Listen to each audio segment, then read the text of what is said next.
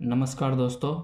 आज के इस वीडियो में हम हीरोन सूत्र के बारे में जानेंगे कि इसका कौन सा फार्मूला होता है और हीरोन सूत्र की आवश्यकता हमें क्यों पड़ती है। ठीक है, तो जैसा कि आप जानते हैं किसी भी त्रिभुज का क्षेत्रफल निकालने के लिए हम एक फार्मूला जानते हैं। वो फार्मूला क्या है?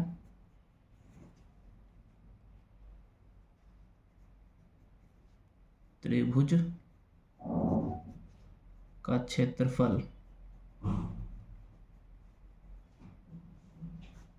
बराबर 1/2 गुने आधार गुने ऊंचाई। ठीक है, ये फार्मूला होता है क्षेत्रफल का। अगर हमें किसी त्रिभुज का आधार दे दिया, ऊंचाई दे दिया, तो हम वैल्यू रख के उसका क्षेत्रफल निकाल सकते हैं। तो हमें हीरोन सूत्र की आवश्यकता क्यों पड़ी? तो जैसा कि आप जानते हैं त्रिभुज कई तरह के होते हैं। समकोण त्रिभुज, समबाहु त्रिभुज, समद्विबाहु त्रिभुज और विषमबाहु त्रिभुज। ठीक है, तो बारी बारी से जानते हैं इन सब त्रिभुज में हम क्षेत्रफल किस प्रकार से निकाल सकते हैं, जो कि बहुत ज़्यादा ज़रूरी है। आपको पता चलेगा इससे कि हीरोन सूत्र की आवश्यकता क्यों पड़ी। तो सबसे पहले ले लेते हैं समकोण त्रिभुज। ठीक है,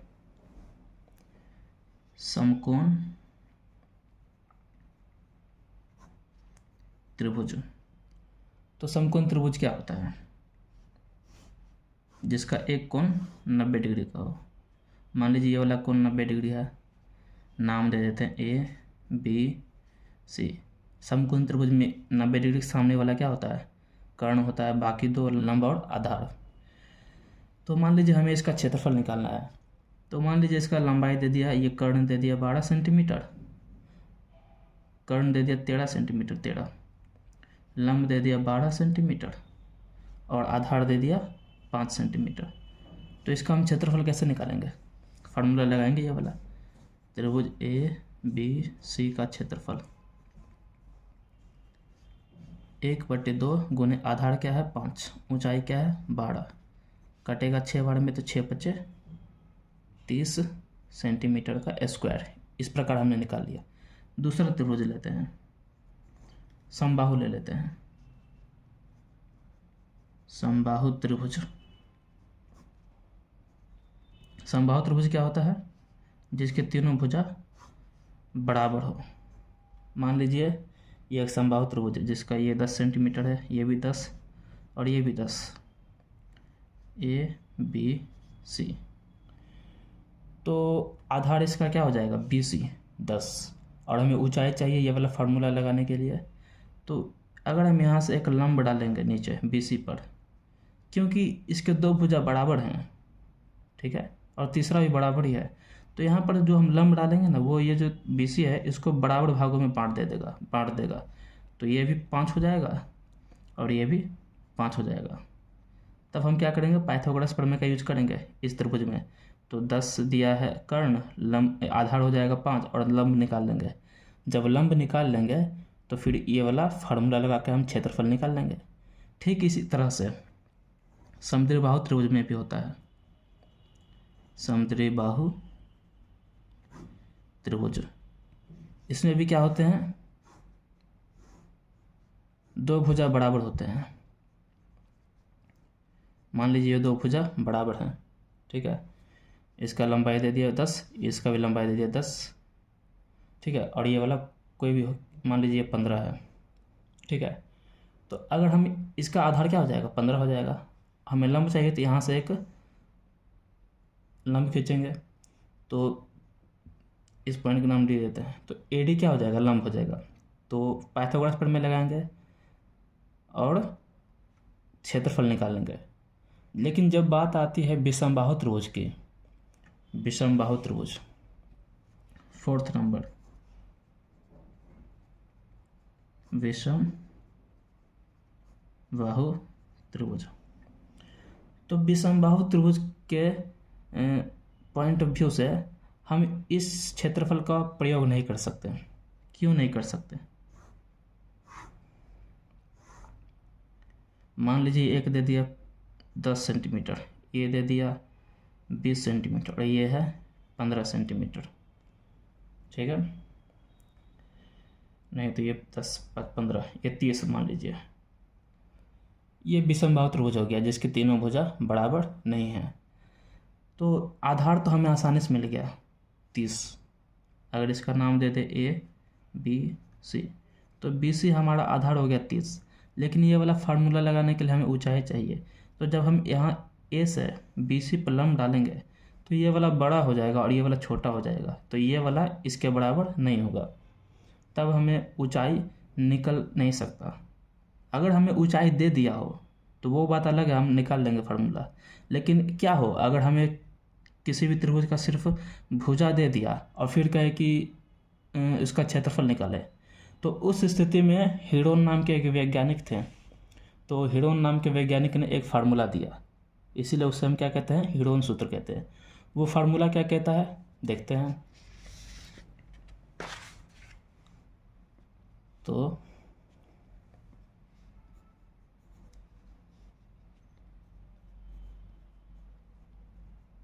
हिरोन सूत्र कहता है कि मान लीजिए अगर कोई त्रिभुज है, नाम दे देते हैं, ये शीर्ष A, शीर्ष B, शीर्ष C। A के सामने वाले को स्मॉल a से दिखाते हैं। स्मॉल a क्या है, ये पूरा भुजा BC को A से दिखाते हैं। B के सामने स्मॉल b, C के सामने स्मॉल c।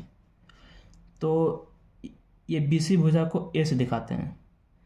तो किसी भी त्रिभुज में मान लीजिए भुजा दे दिया ABC, क्या है, त्रिभुज की भुजा है।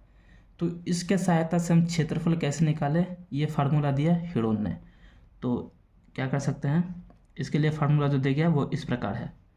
त्रिभुज ABC का क्षेत्रफल होता है √S into S minus A, S minus B, S minus C। जहाँ S क्या है, S जो है त्रिभुज का अर्ध परिमाप है, अर्ध परिमाप। अगर हम इस त्रिभुज का परिमाप निकालना चाहे तो क्या होगा, त्रिभुज ABC का परिमाप क्या होता है, भुजाओं का योग, भुजा A plus B plus C। तो S क्या है, S अर्ध परिमाप है, मतलब कि परिमाप का आधा है। तो परिमाप A plus B plus C का आधा, ये है S। ठीक है, तो बस इतना ही है हिरोन सूत्र में। S का मान निकाल लेंगे, A का मान आपको दिया रहेगा, B भुजा दिया रहेगा, C आपको दिया रहेगा, तब आसानी से इसका क्षेत्रफल निकाल सकते हैं। अगर मान लीजिए हमें एक त्रिभुज दे दिया, एग्जाम्पल विषमबाहु त्रिभुज,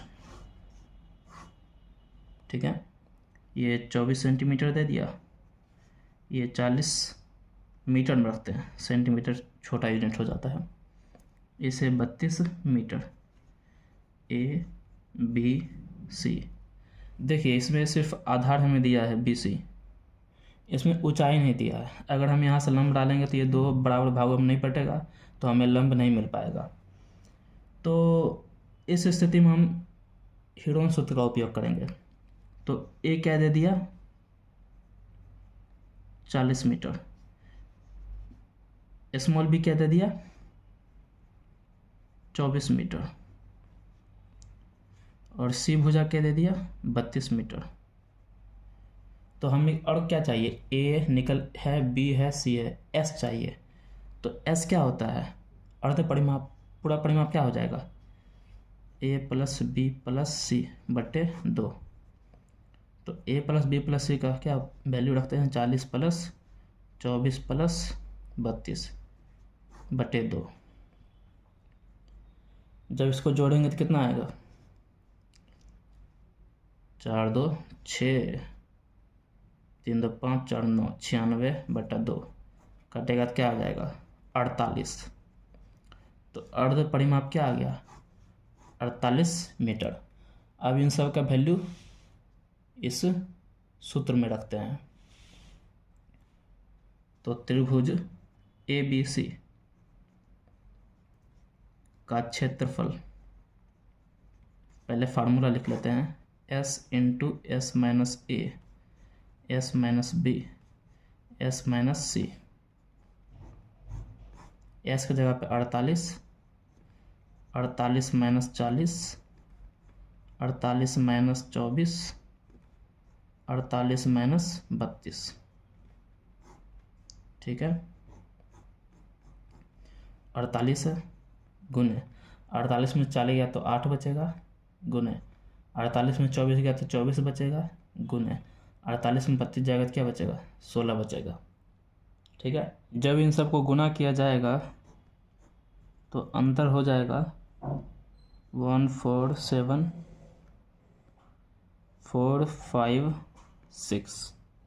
ठीक है, तो जब इसका वर्गमूल निकालेंगे आप तो इसका वर्गमूल आ जाएगा 384, और क्षेत्रफल है तो इसलिए मीटर स्क्वायर, तो इसका क्षेत्रफल क्या आ गया, 384 मीटर स्क्वायर। तो इसी प्रकार का और क्वेश्चन देखते हैं।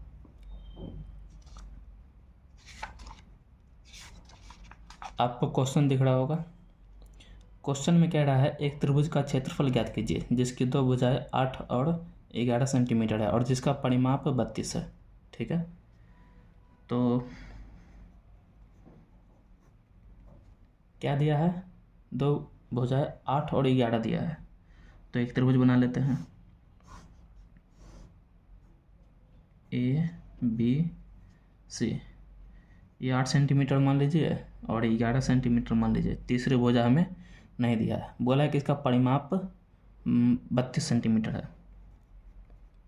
परिमाप बराबर 32 सेंटीमीटर। ठीक है, अच्छा परिमाप क्या होता है, ए प्लस बी प्लस सी। तो ए प्लस बी प्लस सी बराबर 32। ए के सामने वाले भुजा क्या होता है, ए होता है। बी के सामने वाला स्मॉल बी और सी के सामने वाला स्मॉल सी। तो ए कितना है, ए नहीं दिया है तो ए प्लस बी कितना 11, सी कितना 8 बराबर 32। तो ए प्लस 11 और 8 क्या हो जाएगा, 19।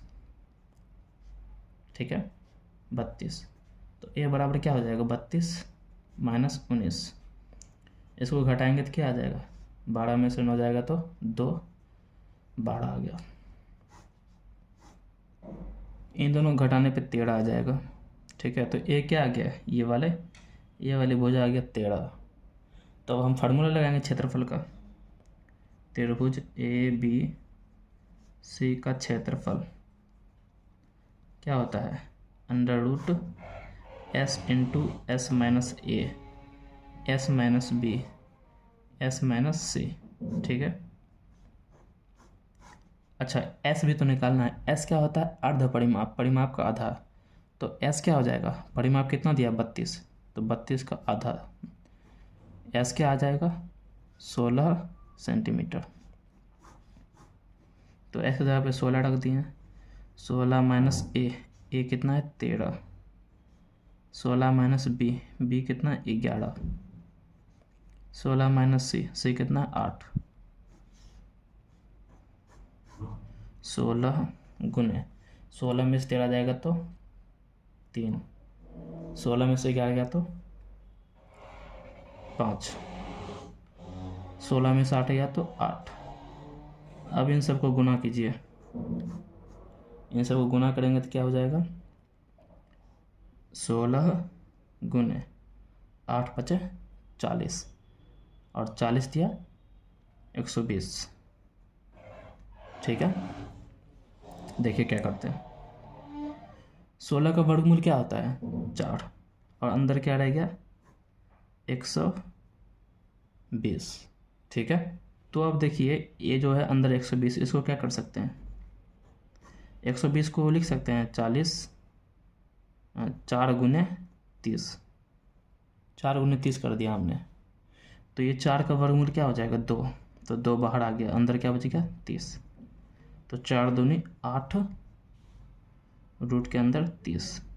यही हमारा क्षेत्रफल हो गया सेंटीमीटर स्क्वायर। तो इस प्रकार हम अगर किसी त्रिभुज का 3 भुजा दिया रहे तो उसका क्षेत्रफल हम निकाल सकते हैं बिना ऊंचाई निकाले। तो तो मिलते हैं अगले वीडियो में, तब तक के लिए बाय बाय।